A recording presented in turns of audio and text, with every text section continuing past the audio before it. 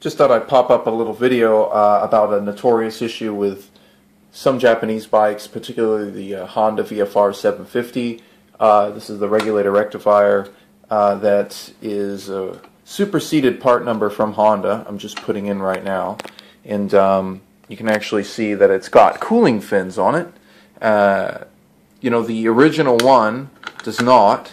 It's actually got basically a tar-sealed component top to it, so it doesn't have any of these cooling fins. And this one also comes with an additional backing plate. I don't know if you can see that there, but there it is.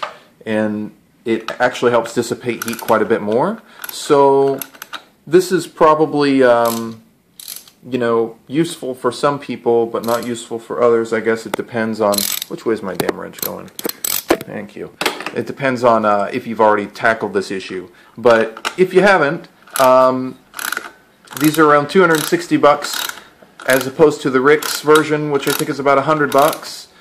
These are supposed to last, you know, more long term from Honda. These are, you know, more of a 30,000 mile item, roughly, is what I've heard reports of these surviving till.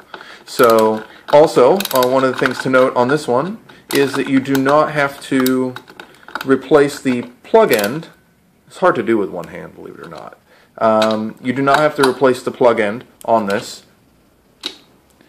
This is a factory OEM connector, and this is a factory OEM part. So you just take it and slip it in there. You might, you know, if you live in an area where your stuff gets corroded pretty easily, you might want to install some dielectric grease or something of that nature in here. But as you can see, I'm in the Northwest, and mine is super clean. So we're just going to put her back the way she came. And there you have a brand new regulator rectifier, regulator really, installed. And this is going to be on the passenger side. If you're sitting on the bike this way, it's going to be on the passenger side, which is your right hand side of the bike, right on the center of the seat coming down by the brake reservoir. So those of you who don't know where it is, do not get this confused with maybe the spark emitter or, you know, anything else over here. So that's going to be where it is, and that is what a updated superseded Honda part number looks like. And there's, you know, a part number there of some kind.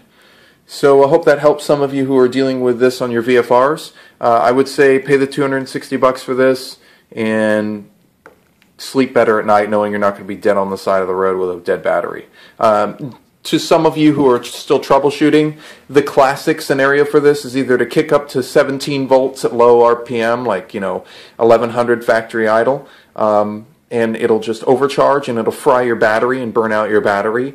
And then the other classic scenario is it won't allow voltage to pass you know, into your battery to recharge your system. So that's a very common issue.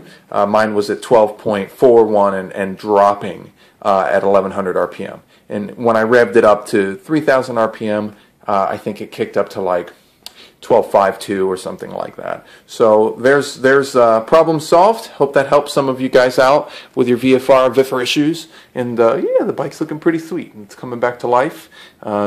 Just did coolant and everything to the bike. So waiting on parts for my starter clutch gear assembly, which is the next short vid I'll produce. That's another common problem and a video for another day. Thanks for watching.